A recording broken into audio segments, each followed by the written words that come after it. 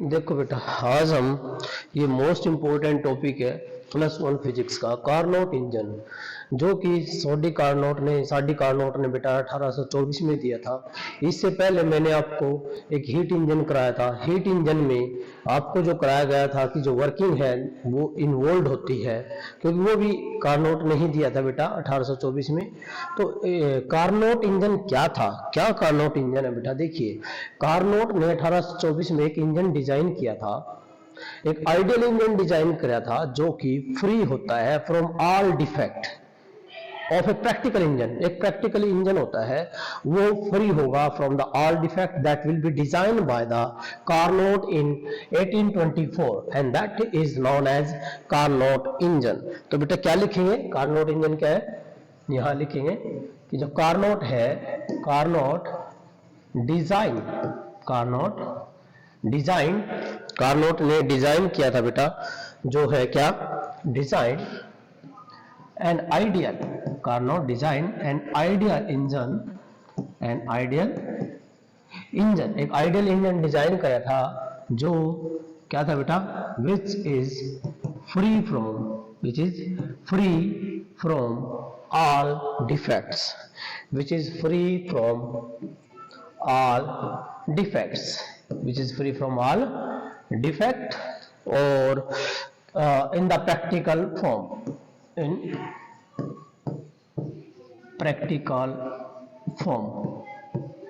क्या लिखा है कि Carnot design an ideal engine which is free from all defect in the practical form.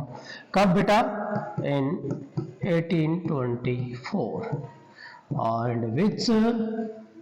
and which known as, जो जाना गया बेटा, which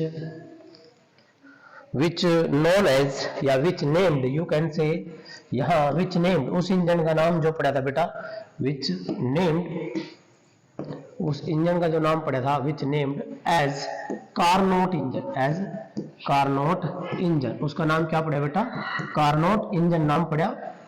अब ये कहता है कि जो कार्नोट इंजन है, कई बार हम क्या नाम लेते हैं बेटा? Carnot cycle. क्या बोलते हैं? Carnot cycle. क्यों? क्योंकि जो इंजन की वर्किंग थी, जो उसमें वर्किंग सब्सटेंस है दैट विल वो फॉलो करता है था क्या? एक साइक्लिक प्रोसेस। साइक्लिक प्रोसेस को फॉलो करेगा तो साइक्लिक प्रोसेस क्या होगी बेटा? एक्सपेंशन एडियाबैटिक, आइसोथर्मल, फिर एडियाबैटिक, आइसोथर्मल, फिर एडियाबैटिक। ये वो क्या करेगा? एक साइकिल रिपीट करता है, साइकिल कवर करेगा। That's why it is known as Carnot cycle also. तो क्या लिखेंगे यहां? अब बात आती है अभी कार्नोट साइकिल, अभी बात करें तो बेटा हम कि कार्नोट साइकिल, जो कार्नोट साइकिल है वो क्या था? क्या लिखिए बेटा कि जो कार्नोट इंजन वर्क करता है as Carnot engine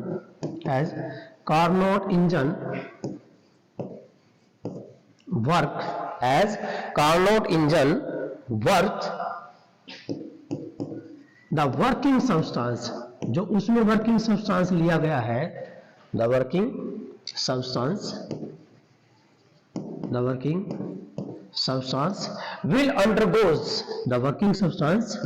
will undergoes a cyclic process, undergoes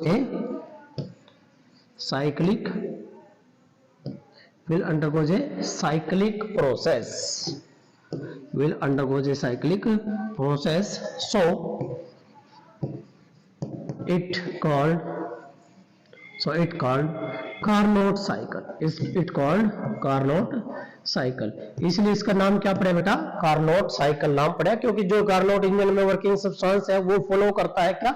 एक साइकिल को। थर्मोडायनेमिकल प्रोसेस में जो साइकिल होता है, और हम सभी को पता कि जो साइक्लिक प्रोसेस होती है बेटा, उसमें मैंने बताया था इंटरनल एनर्जी क्या होती है? 0 होती है। ठीक है, तो ये था कार्नोट इंजन। अब ये कहता है कि भाई जो कार्नोट इंजन है बेटा, वो 4 जो है आपके स्टेजेस फॉलो करेगा। The Carnot engine will work, कितने जो स्टेज के लिए? 4 स्टेजेस, ताकि क्या बन जाए? साइकिल बन जाए। जैसे ये एक स्टेज, ये स्टेज और ये स्टेज, तो कितने स्टेज फॉलो करेगा? 4 स्टेज फॉलो करेगा। तो यहां लिखेंगे कि जो अभी डायग्राम देख लीजिए, ये रहा diagram, that one and that one. So it is the cycle that it's from the cycle. देखिए बेटा, ए से बी, फिर बी से सी, सी से डी, डी से ए। तो बेटा क्या लिखेंगे, the Carnot cycle work for the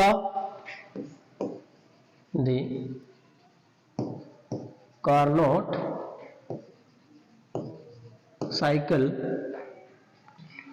the Carnot cyclic process, जो कार्नोट साइक्लिक प्रोसेस है बेटा, या the Carnot cyclic process, the Carnot cyclic process क्या करेगी बेटा, जो कार्नोट साइक्लिक प्रोसेस है वो फॉलो करेगी कि क्या फॉलो करेगी बेटा, वो फॉलो करेगी बेटा 4 जो है आपके stages, follow the 4 stages. Carnot cycle process, जो कार्नोट साइक्लिक प्रोसेस है बेटा, follows the 4 stages, follows the 4 stages, 4 stage follow करेगी। नंबर 1 सबसे पहला बेटा ए टू बी। देखिए नंबर 1 जो है ए टू बी, जो ए टू बी स्टेज है दिखाई दे रहा है डायग्राम में, क्या बेटा, वो isothermal expansion, isothermal expansion, isothermal expansion. Now B जो दूसरी स्टेज है बेटा, that will be to C, क्या आएगा बेटा, बी टू सी आएगा। और जो बी टू सी है बेटा वो क्या है, एडिएबैटिक, क्या बेटा, एडिएबैटिक, और डाउन क्या है वे, एक्सपेंशन। क्या लिखें बेटा, दैट इज एडिएबैटिक एक्सपेंशन, क्या है, एडिएबैटिक एक्सपेंशन, एडिएबैटिक एक्सपेंशन। और सी जो स्टेज है बेटा, जो है सी टू डी, वो क्या है आपकी, that is C to D है आइसोथर्मल एक्सपेंशन। जो सी टू डी है that is the isothermal compression. C to D बेटा ये जो है isothermal compression, that is isothermal compression, ये आइसोथर्मल कंप्रेशन होगी। और जो डी प्रोसेस है जो कि फॉलो करेगी कहां से कहां, डी टू ए। जो डी टू ए है वो क्या आएगा बेटा, एडिएबैटिक जो है compression, that is adiabatic, adiabatic compression, that is the adiabatic compression. ये एडिएबैटिक कंप्रेशन फॉलो करेगी आपकी। 4 इसमें ये बोला था, जो वर्किंग सब्सटेंस है that will follow the cycle, वो साइकिल फॉलो करेगा। जैसे ए से चले है, ए से बी आइसोथर्मल एक्सपेंशन, बी से सी एडिएबैटिक एक्सपेंशन, सी से डी आइसोथर्मल कंप्रेशन, डी से ए एडिएबैटिक कंप्रेशन। तो ये 4 स्टेजेस है। So there will be amount of work done. जैसे ए से बी आ रहा है बेटा, तो area covered by the PV graph क्या बनेगा, अमाउंट ऑफ वर्क डन। तो as we know that from PV graph we are already known, हम सब कर चुके हैं बेटा। तो there are amount of work done in each stages, तो ये सब कुछ हम कर चुके हैं बेटा। तो यहां क्या लिखेंगे, so there are amount of work done, amount of work done, there are amount of work done in each stages, in each stages। हर एक स्टेजेस में क्या होगा, अमाउंट ऑफ वर्क डन होगा। तो सबसे पहली जो स्टेज है बेटा, सो फॉर फर्स्ट स्टेज के लिए बात करते हैं बेटा। फॉर फर्स्ट स्टेज क्या रही है, the amount of work done in isothermal expansion. तो आइसोथर्मल एक्सपेंशन में जो अमाउंट ऑफ वर्क डन है बेटा, हम सभी जानते हैं W1 that is equal to, और ये जो आएगा आपका दैट इज इक्वल टू क्या होता है, म्यू आर टी और log of 10 and that is the V2 by V1। क्या आएगा बेटा, V2 by V1, equation number 1। ये आपकी equation number 1 I, that is the amount of work done. तो बेटा यहां देखिए, जब ए से बी है तो टेम्परेचर क्या ले रखा हमने, T1 ले रखा। So we can say here the temperature is T1 and mu is the number of moles. Mu क्या बेटा, नंबर ऑफ मोल्स है। आर क्या बेटा, गैस कांस्टेंट है। V2 क्या बेटा, टेम्परेचर वॉल्यूम है। V1 आपका इनिशियल वॉल्यूम है, क्योंकि लॉग हमेशा कहां से स्टार्ट होता है बेटा, स्टैंडर्ड 10 से स्टार्ट होता है। बट हम जो है ये आपका जूल में आएगा। यदि हम अमाउंट ऑफ एनर्जी लेते हैं, so that is the amount of energy Q1 is equal to क्या है बेटा, mu R T1 and that is log of, यहां क्या बनेगा बेटा आपका V2 by V1 and that log 10 से स्टार्ट होगा बेटा। और यहां आप सभी को पता है कि इसके बाय में वर्क को जो हम इसमें कैलोरी में कन्वर्ट करते हैं, सो वी पुट हियर 4.2, क्या पुट करते हैं बेटा 4.2 and that is in calorie. ये हीट एनर्जी आएगी। सो इक्वेशन नंबर 2, ये क्या है बेटा इक्वेशन नंबर 2 आ गई आपकी। सो that is the amount of heat energy in volts for the किसके लिए, isothermal expansion from A to B. Now from B to C there is adiabatic expansion. Now from कहां से बेटा, from stage जो है from B to C there is क्या है बेटा, there is adiabatic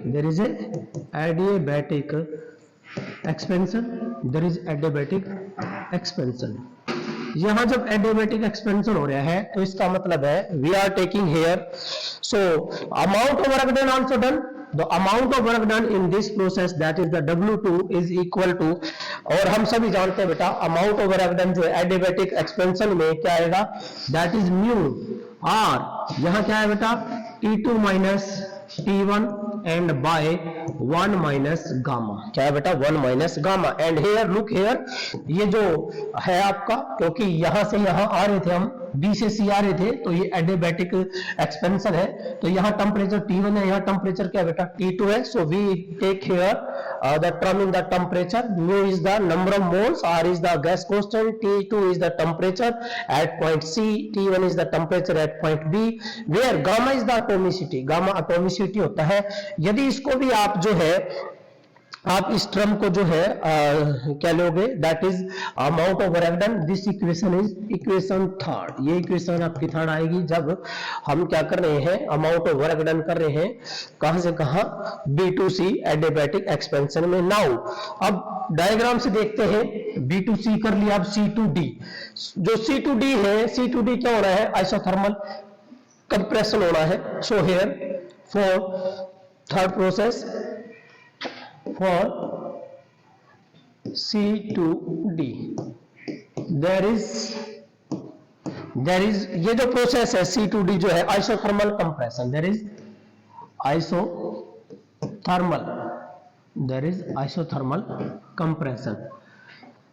isothermal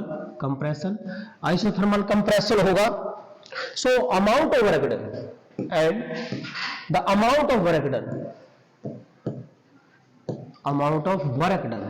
जो अमाउंट ऑफ वर्क डन होगा that will be equal to W3 is equal to, क्योंकि ये थर्ड स्टेज है साइकिल की, तो इसमें जो वर्क डन आएगा that is equal to mu and R and here the temperature is T2 and log of यहां 10 लेना हमने, यहां 10 लेंगे, दैट इज log ऑफ 10।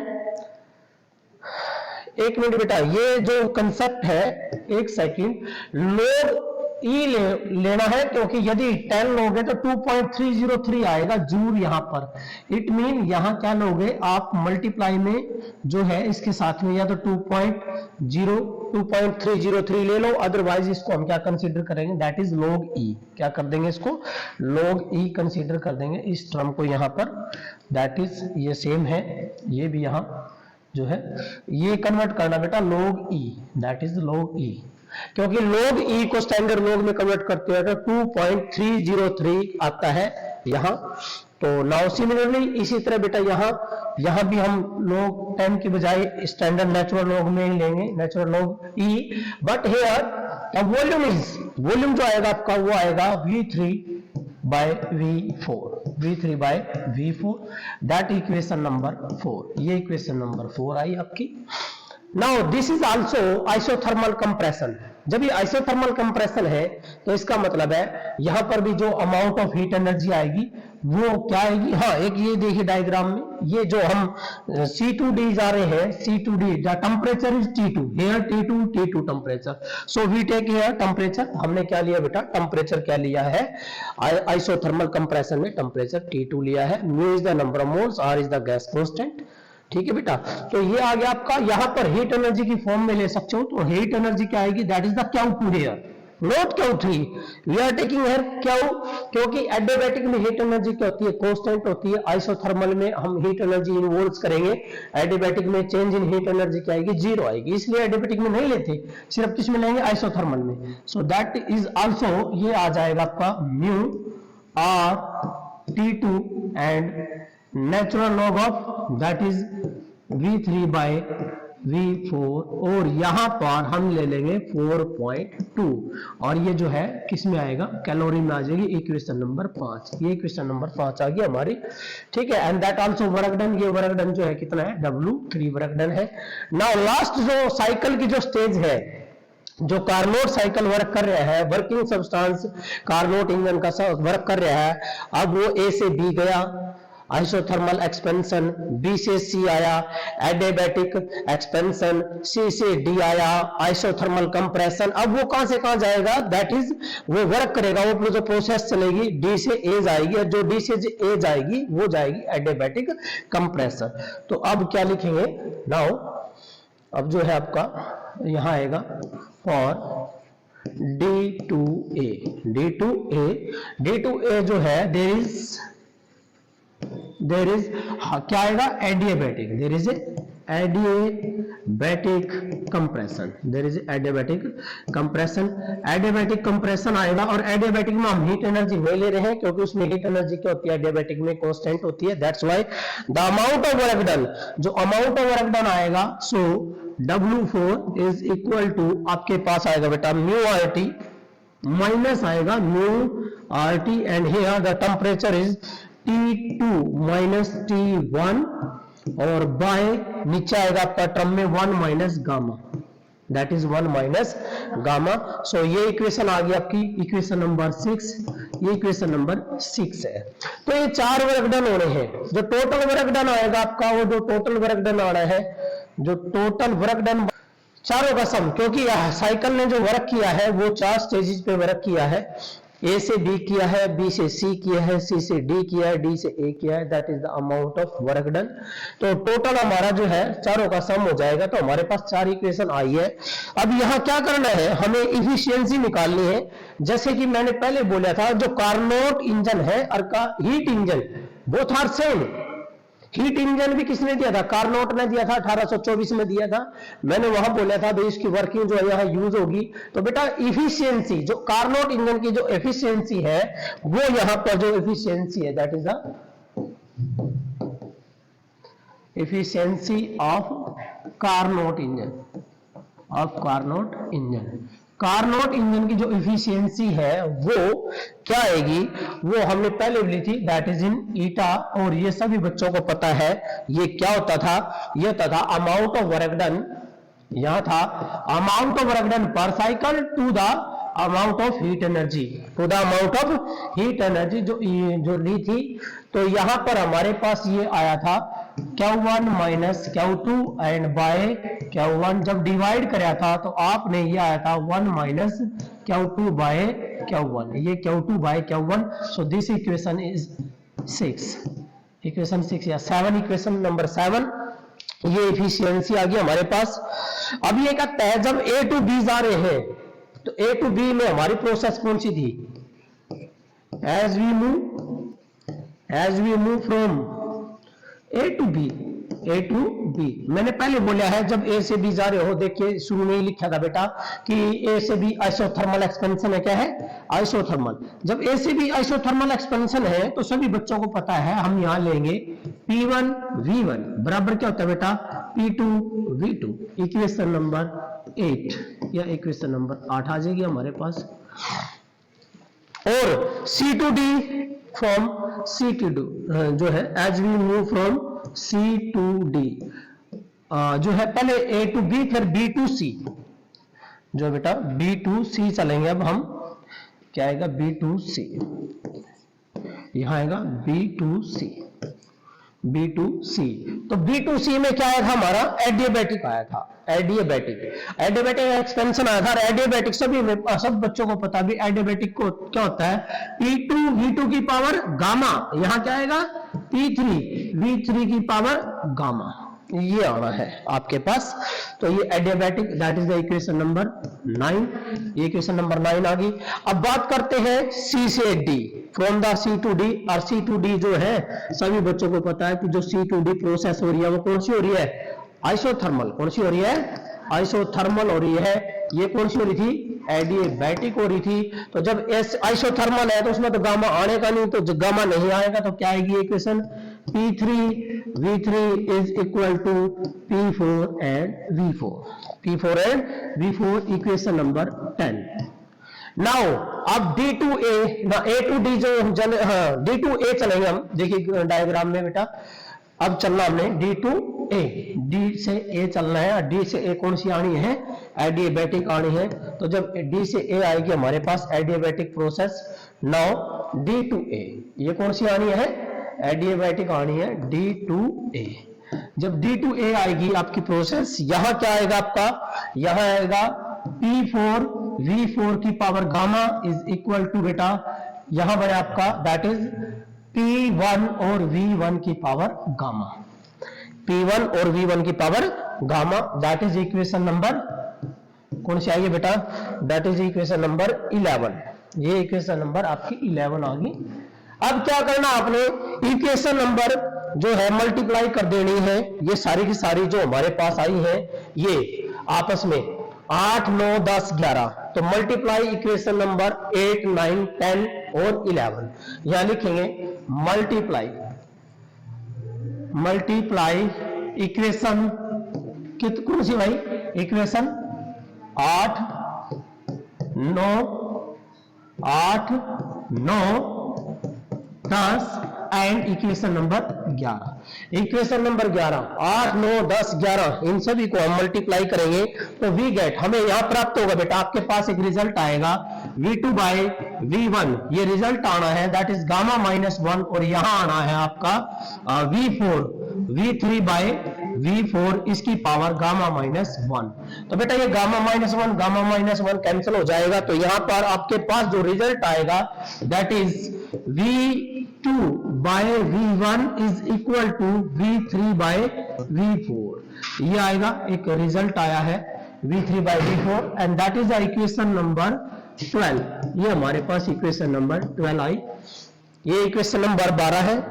अब हमें क्या करना है, हमें वो इक्वेशन जो है पीछे एक 2 फॉर्म कर रखी बेटा, आइसोथर्मल कर रखा है। देखिए पीछे कुछ 2 इक्वेशन है जहां Q1 और Q2 आ रहे हैं आपका, देखो ध्यान से कहां है, ये रहे Q2, यहां Q2 है, और एक Q1 भी है बेटा, ये Q1 है। यह इक्वेशन नंबर 2 है, और ये जो आपकी इक्वेशन आई बेटा, यह कौन सी है, इक्वेशन नंबर 5। ये कौन सी है बेटा, इक्वेशन नंबर 5, क्योंकि ये तो 4 है बेटा, ये 5 है। तो इक्वेशन नंबर 5 को, क्योंकि इफिशियंसी में बेटा, इफिशियंसी में आपको क्या चाहिए, Q2 बटे Q1 चाहिए, तो Q2 को किससे भाग कर दोगे, Q1 से भाग कर दो। तो इसका मतलब है Q2 वाली इक्वेशन कौन सी आपकी, Q2 वाली इक्वेशन बेटा यह है। तो इक्वेशन 5 को डिवाइड कराया है आपने किससे, इक्वेशन नंबर 2 से। तो divide equation number 5 by equation number 2, तो वी गेट, यहां लिखेंगे डिवाइड इक्वेशन नंबर कौन सी 5 by equation number 2, equation number 2 से डिवाइड कर दीजिए। जब आप डिवाइड करोगे तो क्या होगा, Q2 बाय Q1 आएगा।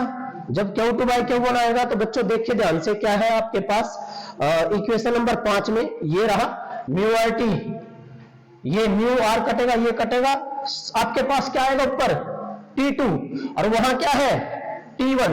देखो बेटा यहां T2 क्या है T1, तो T2 बाय क्या जगह, T2 बाय T1, तो आपके पास आएगा ये T2, और लॉग ऑफ क्या है बेटा, लॉग E, यहां क्या रहा है V3 बाय V4, और यहां है आपका that is T1 and that is log of that is V2 by V1, ये यार है ना।